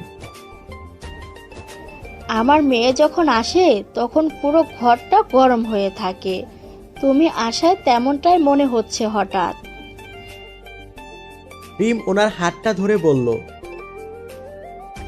মাঝে মাঝে আসবো তাহলে। মাঝে মাঝে কিসের? যখন মন চাইবে তখনই চলে আসবা। আমার কোনো ছেলে নাই। স্পর্শকে ছোট থেকে আমি আমার ছেলেই ভেবে এসেছি। তোমাকে এখন নিজে ছেলের বউ মনে হচ্ছে আমার। স্পর্শ যদি আমার সত্যিকারের ছেলে হতো তাহলে তোমাকে আমি আমার সাথেই মেনে নিতাম। রিমঝিম টেবিলের এক কোণায়, মানে যে সিটটায় স্পর্শ বসেছে সেখানে দাঁড়িয়ে বাবাকে আর চাচাকে সব এগিয়ে দিচ্ছে। স্পর্শ হাত একটু এগিয়ে নিয়ে রিমের আঁচল মুঠ করে ধরে চুপচাপ খাবার খাচ্ছে নিজের। বারবার টান খাওয়ায় রিম টের পেল স্পর্শ ঠিক কী করছে। রিমও ভালো মানুষের মতো সবার দিকে তাকিয়ে হাত নিচ দিয়ে নিয়ে আঁচল ছুটানোর চেষ্টা করছে অযথা।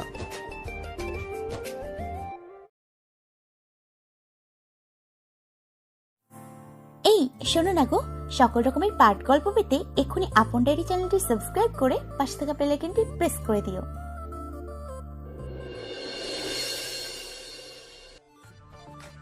আঁচলটা একটানে ছুটিয়ে ফেলল রিমঝিম।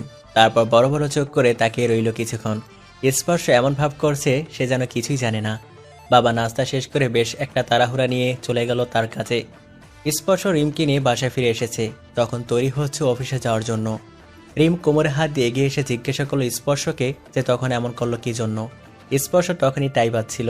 রিমের এমন প্রশ্নের জবাবে সে জাস্ট রিমের হাতের কবজিটা ধরে হ্যাসকা টান দিয়ে নিজের সামনে দাঁড়া করিয়ে বলল, পারলে আরো অনেক কিছুই পারি। 100 ওভার হয়ে গেছে কিন্তু খুবই, একটু সাবধানে থেকো কেমন? রিম একটু পিছিয়ে গিয়ে স্তব্ধ হয়ে দাঁড়িয়ে রইল কিছুক্ষণ। তারপর কি সব ভাবাভাবি শুরু করে রান্নাঘরে চলে আসলো। স্পর্শ মুচকি হেসে নিজের কাজে মন দিয়েছে। মেয়েটাকে ভয় দেখাতে সেই রকম মজা লাগে, খুব খুব ভালো লাগে। যখন বোকার মতো দাঁড়িয়ে থাকে তখন তার মুখটা দেখার মতো হয়। স্পর্শ হাসতে হাসতে বাসা থেকে বের হলো অফিসে যাবে বলে। কাল বাদে পরশু বেতন পাবো, সেটা দিয়ে ড্রেসিং টেবিল আর নয়তো একটা খাট কিনতে হবে। ফ্লোরে আর কত শোবো? বেতন পাবো 20,000, খাটের দামই তো 16,000 মতন। বাকি 4,000 দিয়ে কি করব? অবশ্য মা যে টাকা দিয়েছে তাতে করে আমার আরো 6-7 মাসও বেতনের দিকে তাকাতে হবে না। রিমঝিম রান্নাঘরে বসে বসে তরকারি কাটছিল। হঠাৎ দরজায় নখ হতে থাকলো 4-5 বার। রিম কিছুটা ভয় পেয়ে দরজার কাছে এসে দাঁড়ালো, কিন্তু খুলল না। পরে স্পর্শর গলা শুনে খুলল সে। স্পর্শ বিচলিত হয়ে আছে। ও যাওয়া 1 ঘন্টা পূর্ণ হয়নি, এত জলদি আসাটা কেমন যেন লাগছে। রিম চিন্তিত হয়ে বলল, কি হয়েছে আপনার? এরকম ঘামছেন কেন? কি হয়েছে? রিম, আসলে তোমার বাবা। আমার বাবা? কি হয়েছে বাবার? তোমার বাবার হার্ট অ্যাটাক হয়েছে, জলদি চল হসপিটালে। আখির ফোন এসেছিল। রিম আর কোনো দিকে না ভেবে স্পর্শ সাথে ছুটল। পথে কাঁদতে কাঁদতে অবস্থা বেহাল হয়ে গেছে ওর। বাবা বাবা করে কেঁদেই যাচ্ছে সে। স্পর্শ রিমকে হসপিটালে অবধি এনে দিল। আমি সহ গেলে রেহাব সবটা বুঝে যাবে, আগে তুমি যাও বরং। রিম দৌড়ে করিডোরে এসে যেই না ঢুকতে যাবে ঠিক সেই মুহূর্তে রিহাব এসে থামলো। ওর চোখে মুখে রক্ত রক্ত ভাব, মনে হয় এই বুঝি মানুষ খুন করে ফেলবে সে। রিম কেঁদে কেঁদে বলল, বাবা কেমন আছে? আর মা কোথায়? তুই কোন অধিকারে এখানে এসছিস? কোন অধিকারে? রিম মাথা নিচু করে দাঁড়িয়ে আছে। মা চোখের পানি মুছতে মুছতে হসপিটালের রুম থেকে বেরিয়ে রিমকে দেখে দাঁড়িয়ে পড়লেন। তারপর কাছে এসে রিমকে যত পারলেন চড় মারলেন। মারতে মারতে ঝাঁকি দিয়ে বললেন, এসবের জন্য জন্ম দিয়েছিলাম তোকে। তোর আবারও চলে যাওয়ার কথা শুনে আজ তোর বাপের এই হাল। তুই দায়ী। এমন মেয়ে থাকার চেয়ে মরে যাওয়া ভালো। এখন আর কেন এসেছিস? বের হয়ে যা, আর কোনোদিন তোর এই মুখ আমাদের দেখাবি না, কলঙ্কিনী। রিমকে এক ধাক্কা মেরে মা দূরে সরিয়ে দিল। রিম দেয়ালে পিঠ ঠেকিয়ে ছলছল চোখে চেয়ে আছে রিহাব আর তার মায়ের দিকে। ওপাশ থেকে বাবার মৃদু আওয়াজ ভেসে আসছে। বাবা রিমকে ডাকছে বারবার। ডাক শুনে রিম দৌড়ে ভিতরে চলে গেল বাবার কাছে। বাবার হাত দিয়ে ওকে কাছে ডাকছেন। রিম কাঁদতে কাঁদতে কাছে গিয়ে দাঁড়িয়ে বাবার হাতটা শক্ত করে ধরল। বাবা চুপ করে ওর মুখের দিকে চেয়ে আছেন। তারপর চোখ বন্ধ করতেই তার চোখ দিয়ে পানি গড়িয়ে পড়ল। আবারও চোখ খুলে তিনি বললেন, মারে, আর কয়টা দিন বেঁচে আছি, রিয়াবকে নিয়ে চিন্তা নেই, কিন্তু তোকে নিয়ে বড্ড চিন্তা হয়। আর আজ এই হাল হলো আমার। মরার আগে তোকে একটা ভালো দায়িত্ববান ছেলের হাতে তুলে দিতে পারলে মনটা শান্তি পেয়ে যেত। আমার একটা কথা রাখবি বল, নাকি আবারও আমাদের ছেড়ে চলে যাবি?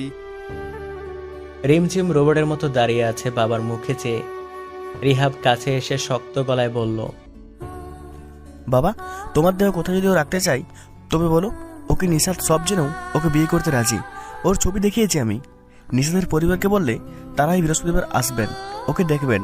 তারপর পছন্দ হয়ে গেলে পরের দিন শুক্রবারে ওরা নিশাদের বিয়েটা দিয়ে দেব, ছোট করে অনুষ্ঠানের মাধ্যমে। নিশাদ বলেছি ওকে বিয়ের পর পড়াবে। রাজি থাকলে বলো আমাদের সাথে থাকতে, না হলে যেন এই মুখ আর আমাদের না দেখায়। রিম ভাবছে তার বিয়ের কথা এখন বলা কোনো মতেই সম্ভব না, কিন্তু এখনো সে কি করবে। মুখে হাত দিয়ে করিডোরে চলে আসলো রিম। মা রিমকে আসতে দেখে ভিতরে চলে গেল। করিডোর ফাঁকা, আমি মনে হয় আসেনি এখনো। রিম ফ্লোরে বসে কেঁদে কেঁদে ডান পাশে তাকাতেই দেখতে পেল স্পর্শকে। স্পর্শ ইশারা করে জিজ্ঞাসা করেছে সব ঠিক আছে কিনা। রিম নিচে থেকে উঠে দৌড়ে গিয়ে স্পর্শকে জড়িয়ে ধরল। স্পর্শর মাথায় হাত বুলাতে বুলাতে বলল, তোমার বাবা সুস্থ আছেন তো? সব ঠিক হয়ে যাবে, চিন্তা করো না রিম।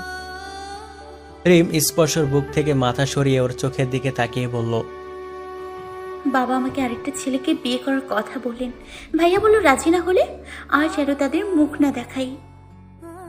স্পর্শর হাত রিমের হাত ছুঁয়েছিল এতক্ষণ, এখন সে হাত সরিয়ে ফেলেছে কথাটা শুনে। রিম মুখটা খুলল আরো কিছু বলার জন্য, কিন্তু তার আগে স্পর্শ রিমের গলা থেকে চেনটা খুলে নিল। একটু পিছিয়ে দাঁড়ালো সে, তারপর বলল, ভুলে যাও এতদিন কি হয়েছিল, বিয়েটার কথা ভুলবা। আমরা এই সম্পর্ক টিকিয়ে রাখা জেদ ধরলে মাঝখান দিয়ে তুমি তোমার বাবাকে হারাবে, পরিবার হারাবে। আমি সেটা কিছুতেই হতে দিতে চাই না। আমি এসব জানতাম বলেই কখনো তোমাকে বিয়ে করতে চাইনি, ভাবতামও না এই বিষয়ে। আর সেদিন বিয়েটাও করতে চাইনি আমি। এখন দেখলে তো আপনি সব ব্যাস প্রেম, পরিবারকে কষ্ট দিয়ে আমরা কখনোই সুখী হতে পারবো না। আর তোমার বাবাকে আজ এই সত্যিটা জানালে কি থেকে যে কি হয়ে যেতে পারে তা ভেবেছো একবারও? তখন তো দোষ আমার উপরেই পড়বে। তার চেয়ে বরং তার যে ছেলের সাথে বিয়েটা দিতে চাই করে ফেলো। তোমাকে আমি না কিস করেছি না অন্য কিছু, তুমি এখনো ভার্জিন। আর কোনো চিন্তা না করে বিয়েটা করেই ফেল। আমাকে কবুল বলার আগেই আপনি সেই ছেলেকে উধাও করবেন বলেছিলেন, সেটার কি হলো?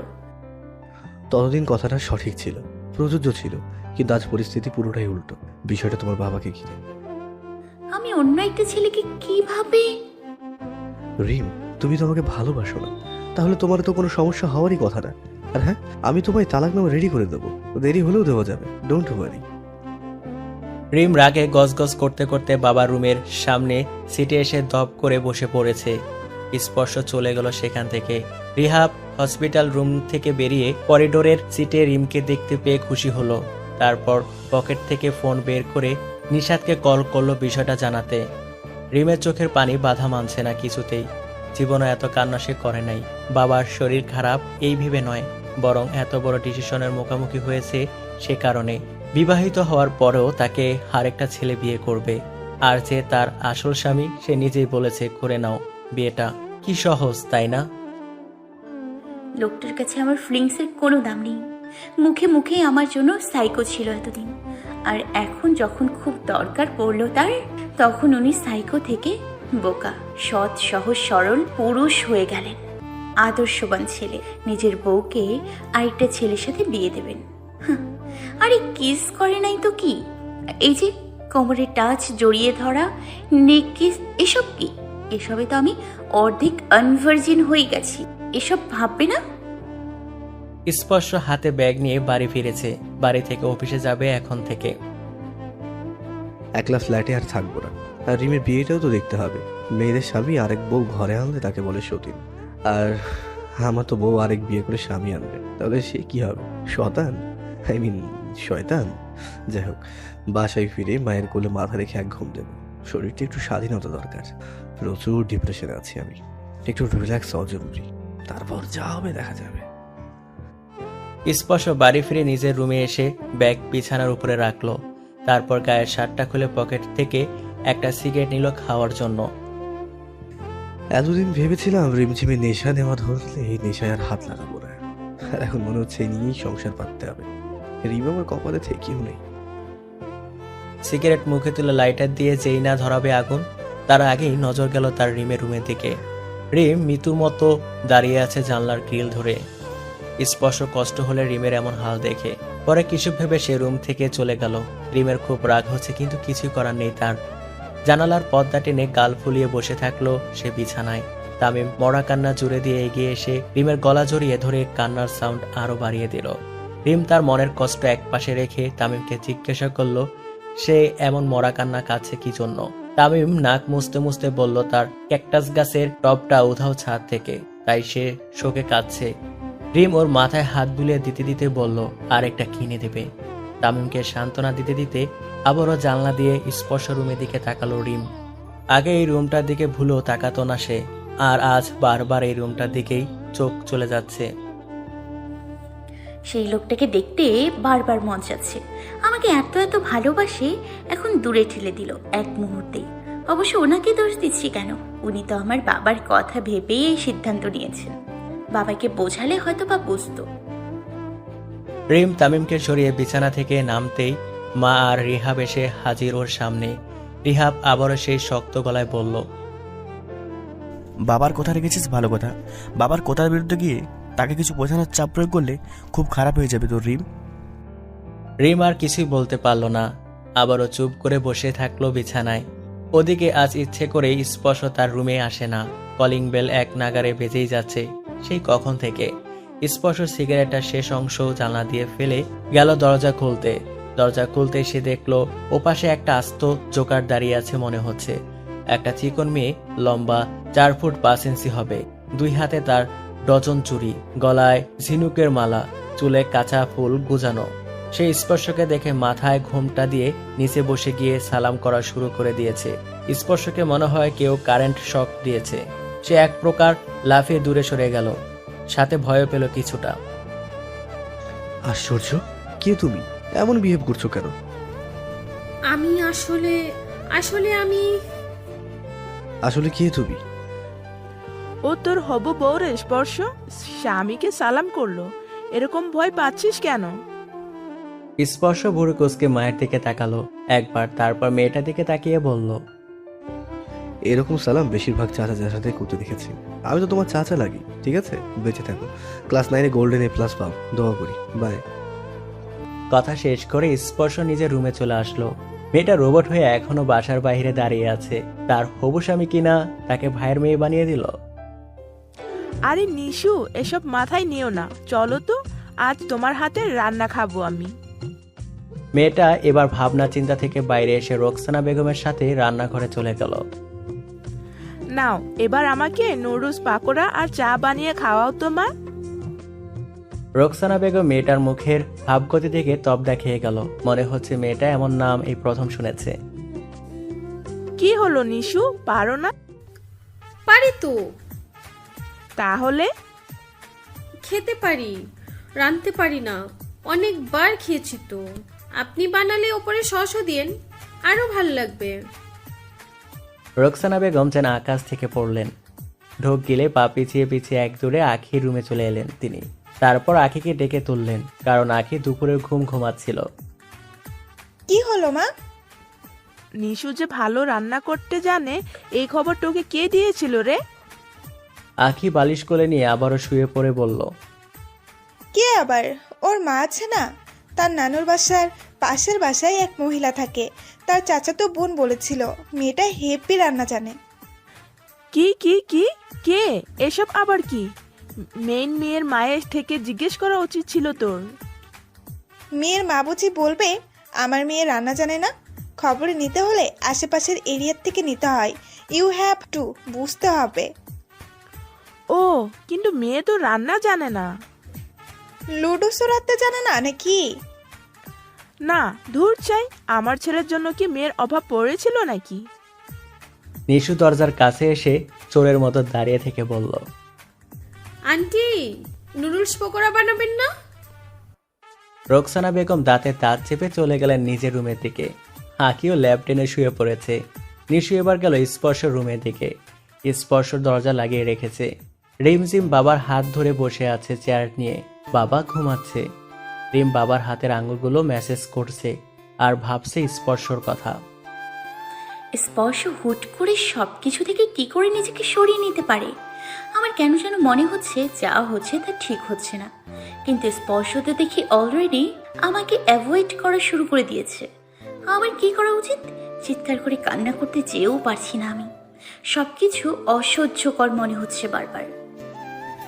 এই এই এই স্পর্শ বিছানার মাঝখানে বসে সিগারেট খাচ্ছিল। কারো এই শুনে মাথা বাঁকিয়ে রিমঝিমের রুমের দিকে তাকালো সে। তামিম গ্রিল ধরে দাঁড়িয়ে আছে। কি আবার শালাবাবু? তুমি জানো রিমাপুর বিয়ে? জানি তো। তোমাকে এতদিন মিস করছিলাম আমি। ও হ্যাঁ, জানো আমার ক্যাকটাস গাছটা চুরি হয়ে গেছে।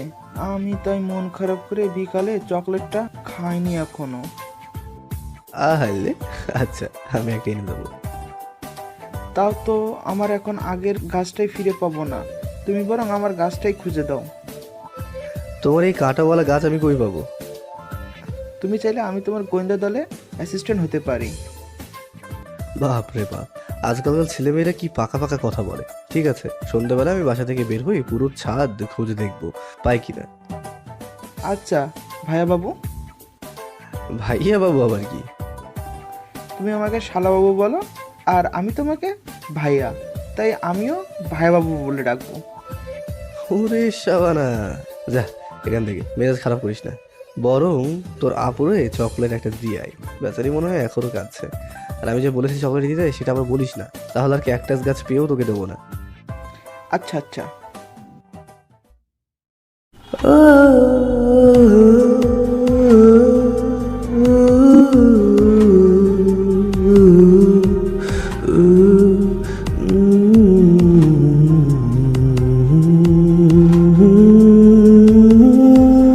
বড় ইচ্ছে করছে ডাকতে তার গন্ধে মেয়ে।